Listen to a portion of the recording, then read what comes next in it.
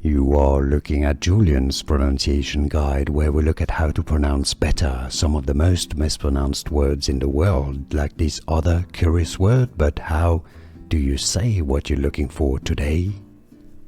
Let's learn how to pronounce this expression, especially the word ain't. This is a contraction, so you can say I ain't going, meaning I am not going. So this is a contraction. I ain't going. ain't going. I ain't going. You could say he ain't going or you ain't going.